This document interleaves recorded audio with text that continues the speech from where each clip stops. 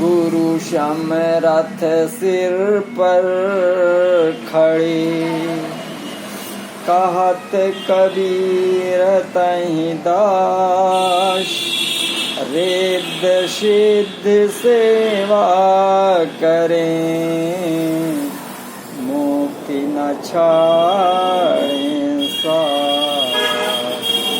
बोलिए श्री सद्गुरुदेव की जय। आप समस्त बंधुओं को हमारा सप्रेम नमस्कार है।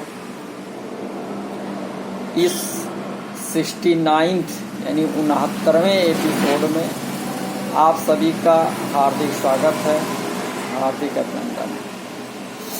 आइए हम आपको लेके चलते हैं अध्याय 5 के 8वें और 9वें श्लोक के तरफ, जहाँ श्री कृष्ण जी अर्जुन को उनके प्रश्न का उत्तर दे रहे हैं।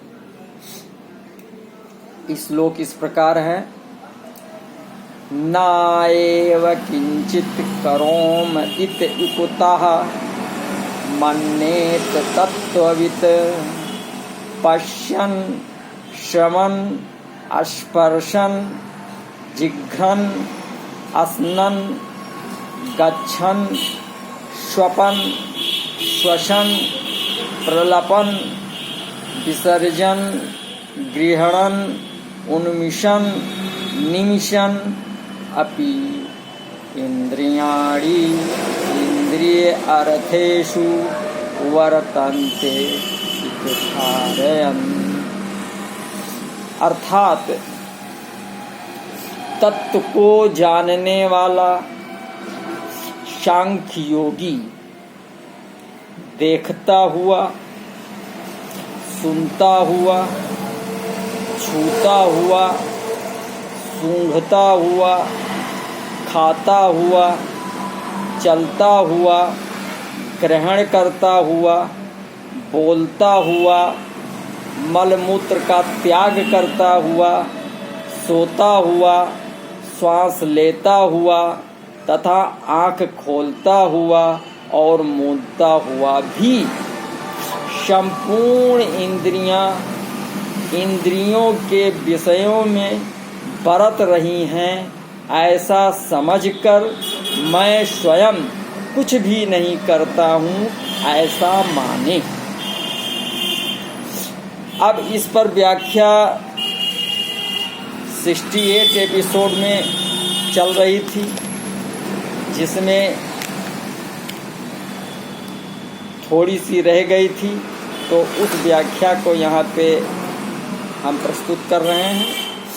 यहाँ एव पद देने का दूसरा तात्पर्य यह है कि स्वयं का शरीर के साथ तादात्म्य होने पर भी, शरीर के साथ कितना ही घुल मिल जाने पर भी और अपने को मैं करता हूँ ऐसे मान लेने पर भी स्वयं में कभी कृतित्व आता ही नहीं और न कभी आ ही सकता है, किंतु प्रकृति के साथ तादात्म्य करके ये स्वयं अपने में कृतित्व मान लेता है, क्योंकि इसमें मानने और न मानने की सामर्थ्य है, स्वतंत्रता है। इसलिए ये अपने को कर्ता भी मान लेता है और जब ये अपनी तरफ देखता है तो अकर्तापन भी इसके अनुभव में आता है। तो ये दोनों बातें, अपने में कृतित्व मानना और ना मानना, होने पर भी स्वयं में कभी कृतित्व आता ही नहीं, तो शरीर में रहता हुआ भी वो ना करता है और ना लिप्त ही होता है। भोक्ता तो प्रकृतिस्थ पुरुष ही बनता है।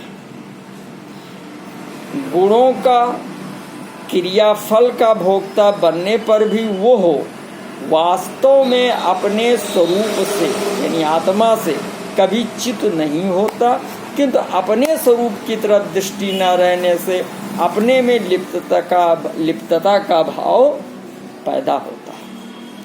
यद्यपि पुरुष स्वयं स्वरूप से निर्लिप्त है, उसमें भोक्तापन है नहीं, हो सकता नहीं, तथा सुख दुख का भोक्ता तो स्वयं पुरुष चेतन ही होता है, जड़ नहीं, क्योंकि जड़ में सुखी दुखी होने की शक्ति और योग्यता नहीं है।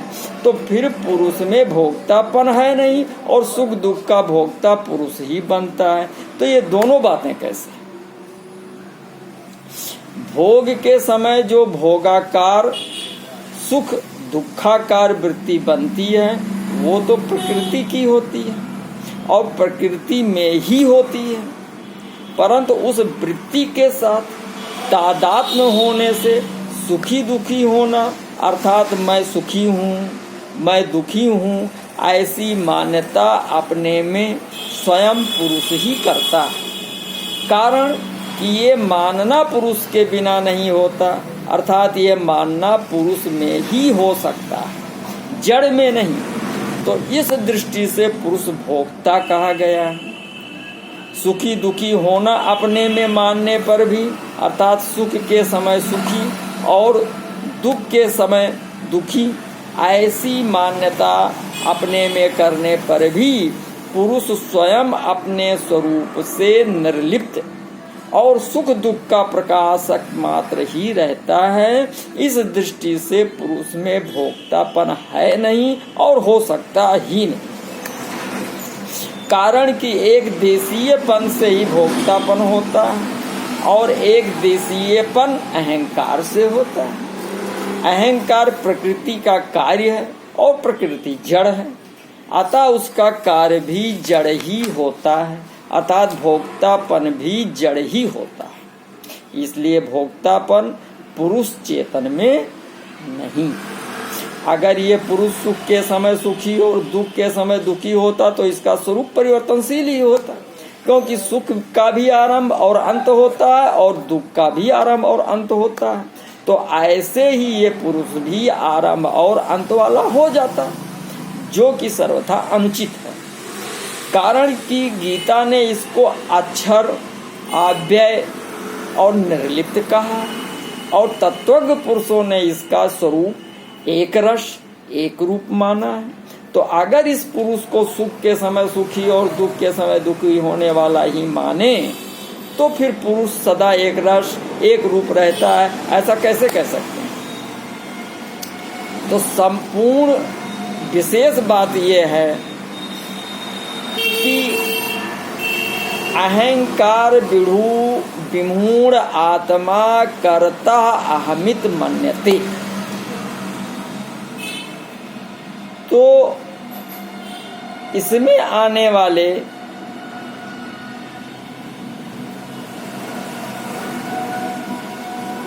कर्तापन को मान लिया गया,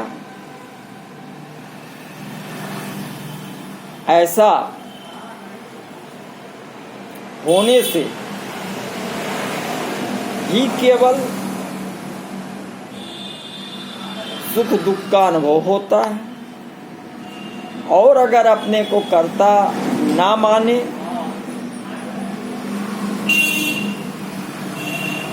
तो वो इसमें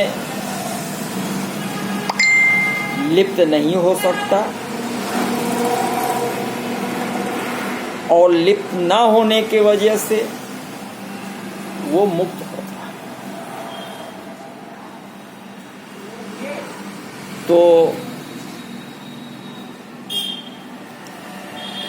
आत्मा की परिभाषा बताई गई है। गोस्वामी जी ने भी आत्मा की परिभाषा बताया कि ईश्वर अंश जीव अविनाशी चेतन अमल सहज सुख राशि। तो आत्मा वो चेतन है, अमल है और सुख का होना ये सहजता है, ये सहज रूप ही है। और सबसे बड़ी विशेषता है कि अविनाशी होना। तो अविनाशिता ये बहुत बड़ी बात है। और अविनाशिता होने का मतलब है कि उसका जड़ से तादात्म्य नहीं है, क्योंकि जड़ अथवा प्रकृति ये आदि और अंत वाला है, लेकिन आत्मा ना तो आदि वाला है और ना अंत वाला है। ये नित्य है, सदैव रहने वाला है। और जो नित्य है, सदैव रहने वाला है, यही गुण परमात्मा में है। इसीलिए बताया गया कि ईश्वर अंश जीव अविनाशी। जो आत्मा में गुण है वही गुण परमात्मा में है, और जो परमात्मा में गुण है वही गुण आत्मा में है, क्योंकि आत्मा परमात्मा का अंश है।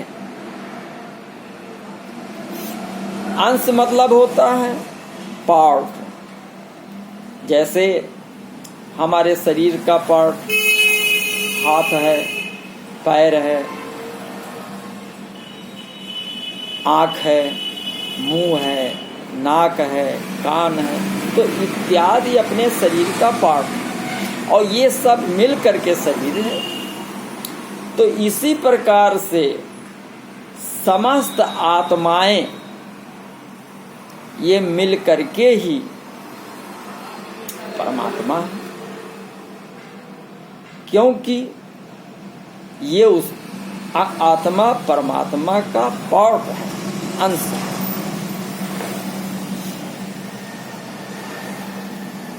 तो ये समझना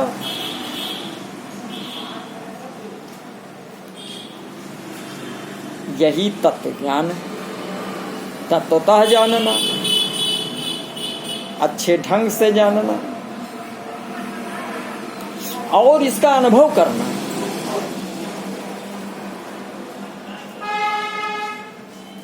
अनुभव कि हम शरीर नहीं हैं, हमें प्रकृति जड़ से कोई मतलब नहीं है, प्रकृति जड़ पदार्थ है और हम चेतन हैं, तो जड़ चेतन का कोई मेल नहीं है।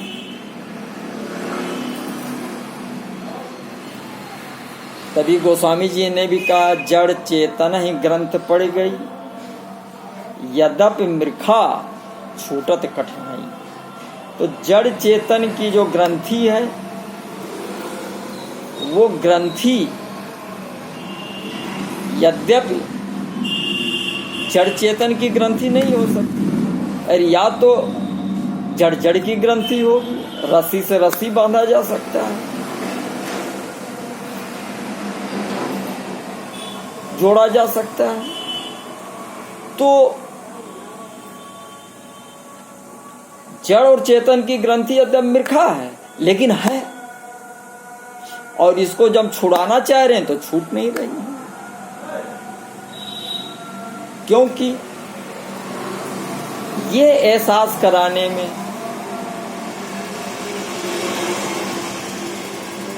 कि ग्रंथि है, इसमें प्रकृति माया का विशेष रोल है, और प्रकृति सदैव ये एहसास कराने की चेष्टा करती है कि तुम बंधे हो। लेकिन जब हम अपने स्वरूप में जाते हैं तो हमें पता चलता है कि नहीं, मुझे बांधने वाला कोई नहीं। इसीलिए श्री कृष्ण जी ने इसके पहले भी इस श्लोक में बताया, नायनम छिन्दन्त शस्त्राणि, नायनम दात पावका, ना चायनम क्लेदयन तापो, न शोषक मारुता। यानी जो 5 तत्व हैं, इनमें ये क्षमता नहीं है कि ये आत्मा का कुछ भी कर पावें।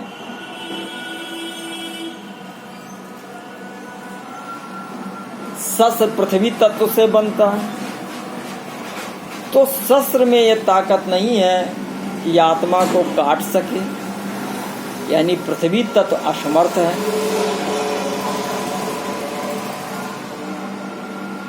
अग्नि तत्व में ताकत नहीं है कि आत्मा को जला सके।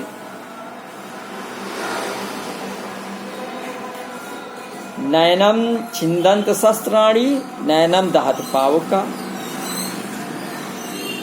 ना चा क्लेदयंत तापो न शोषयत मारुता।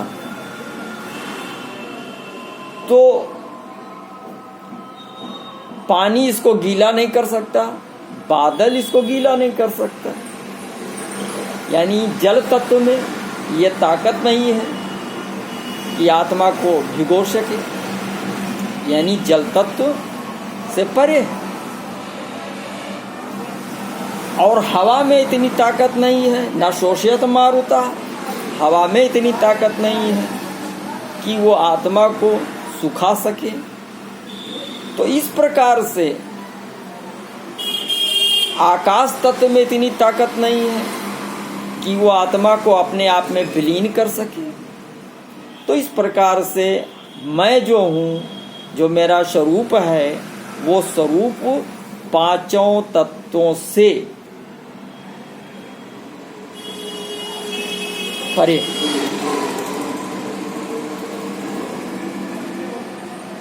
तो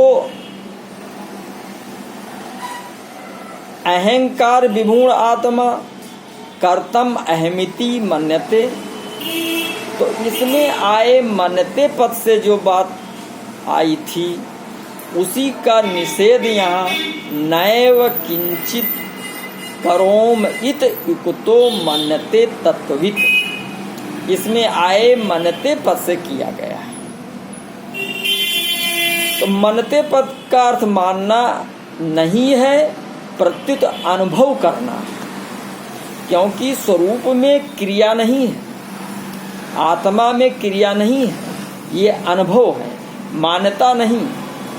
कर्म करते समय अथवा ना करते समय दोनों अवस्थाओं में स्वरूप में अकर्तापन का ज्यों का त्यों है। इसलिए तत्वित पुरुष ये अनुभव करता है कि कर्म करते समय भी मैं वही था और कर्म ना करते समय भी मैं वही रहा। अतः कर्म करने अथवा ना करने से अपने स्वरूप, अपनी सत्ता में क्या फर्क पड़ता, अर्थात स्वरूप तो अकर्ता ही रहा। इस प्रकार प्रकृति के परिवर्तन का ज्ञान, अनुभव तो सबको होता है, पर अपने स्वरूप के परिवर्तन का ज्ञान किसी को नहीं होता। स्वरूप संपूर्ण क्रियाओं का निर्लिप्त रूप से आश्रय, आधार और प्रकाशक है, उसमें कभी किंचित मात्र भी परिवर्तन की संभावना नहीं है। तो स्वरूप में कभी अभाव नहीं होता। जब वो प्रकृति के साथ राग से तादात्म्य मान लेता है तब उसे अपने में अभाव प्रतीत होने लग जाता है। तो उस अभाव की पूर्ति के लिए वो पदार्थों की कामना करने लग जाता है। कामना की पूर्ति के लिए उसमें कर्तापन आ जाता है, क्योंकि कामना हुए बिना स्वरूप में कर्तापन नहीं आता। तो प्रकृति से संबंध के बिना स्वयं कोई क्रिया नहीं कर सकता, कारण कि जिन करणों से कर्म होते हैं वे करण प्रकृति के ही हैं। कर्ता करण के अधीन होता है। जैसे कितना ही योग सुनार क्यों ना हो, पर वो आहरण, हथौड़ा आदि औजारों के बिना कार्य नहीं कर सकता। ऐसे ही कर्ता करणों के बिना कोई क्रिया नहीं कर सकता। तो इस प्रकार योग्यता, सामर्थ्य और करण ये तीनों प्रकृति में ही हैं और प्रकृति के संबंध से ही अपने में प्रतीत होते हैं। तो ये तीनों घटते बढ़ते हैं और स्वरूप सदा ज्यों का त्यों रहता है, अतः इनका स्वरूप से संबंध है ही नहीं। कर्तापन प्रकृति के संबंध से है, इसलिए अपने को कर्ता मानना पर धर्म है। स्वरूप में कर्तापन नहीं है, इसलिए अपने को अकर्ता मानना स्वधर्म है। तो जैसे ब्राह्मण अपने ब्राह्मणपन, मैं ब्राह्मण हूँ, इसमें निरंतर स्थित रहता है, ऐसे ही तत्वित अपने अकर्तापन या स्वधर्म में निरंतर स्थित रहता है। यही नैव किंचित करोम इत युक्तो मन्येत तत्वित पदों का भाव। तो संपूर्ण भाव यह है कि विवेकशील ज्ञान योगी पहले ज्ञानेन्द्रिय, कर्मेंद्रिय, अंतःकरण तथा प्राणों से होने वाली क्रियाओं को करते हुए भी मैं स्वयं कुछ भी नहीं करता हूँ ऐसा मानता है। फिर उसको ऐसा अनुभव हो जाता है कि वास्तव में चिन्मय सन्मात्र में, सत्ता मात्र में ना करना है ना होना है। स्थूल, सूक्ष्म और कारण शरीरों में होने वाली संपूर्ण क्रियाएं प्रकृति में ही होती हैं, स्वयं में नहीं। अतः स्वयं का किसी भी क्रिया से किंचित मात्र भी संबंध नहीं है। अविवेक पूर्वक अहम को अपना स्वरूप मानने से अहंकारम विमूढ़ आत्मा हो गया था, और वही विवेक पूर्वक अपने को अहम से अलग अनुभव करने पर तत्वित हो जाता है, अर्थात उसमें कर्तृत्व नहीं रहता और वो नित्य निरंतर चिन्मय तत्व में ही स्थित रहता है। तो अहंकार से मोहित होकर स्वयं भूल से अपने को कर्ता मान लिया तो वो कर्मों से तथा उनके फलों से बंध गया और 84 लाख योनियों में चला गया। अब अगर वो अपने को अहम से अलग माने और अपने को कर्ता ना माने, अर्थात स्वयं वास्तव में जैसा है वैसा ही अनुभव कर ले, तो उसके तत्वित मुक्त होने में आश्चर्य ही क्या है। तात्पर्य है कि जो असत्य है वो भी जब सत्य मान लेने से सत्य दिखने लग गया, तो फिर जो वास्तव में सत्य है उसको मान लेने पर वो वैसा ही दिखने लग जाए, तो इसमें क्या आश्चर्य है। तो वास्तव में स्वयं जिस समय अपने को कर्ता भोक्ता मानता है, उस समय भी वो कर्ता भोक्ता नहीं है। शरीरस्थो अपि कौन्तेय न करोत न लिप्यते, कारण कि अपना स्वरूप सत्ता मात्र है, सत्ता में अहम नहीं है और अहम की सत्ता नहीं है। अतः मैं करता हूँ ये मान्यता कितनी ही दृढ़ हो है तो भूल ही, तो भूल को भूल मानते ही भूल मिट जाती है। तो ये नियम है। किसी गुफा में सैकड़ों वर्षों से अंधकार हो तो प्रकाश करते हो तत्काल मिट जाता है, उसके मिटने में अनेक वर्ष महीने नहीं लगते। इसलिए साधक दृढ़ता से ये मान ले कि मैं करता नहीं हूँ, फिर ये मान्यता रूप से नहीं रहेगी, प्रतीत अनुभव में परिणत हो जाएगी। तो जड़ चेतन का तादात्म्य होने से मैं का प्रयोग जड़ तादात्म्य रूप अहम के लिए भी होता है और चेतन स्वरूप के लिए भी होता है। जैसे मैं करता हूँ, इसमें जड़ की तरफ दृष्टि है, और मैं करता नहीं हूँ, इसमें जड़ का निषेध होने से चेतन की तरफ दृष्टि है। तो जिसकी दृष्टि जड़ की तरफ है, अर्थात जो अहम को अपना स्वरूप मानता है, वो अहंकार विमूढ़ आत्मा है, और जिसकी दृष्टि चेतन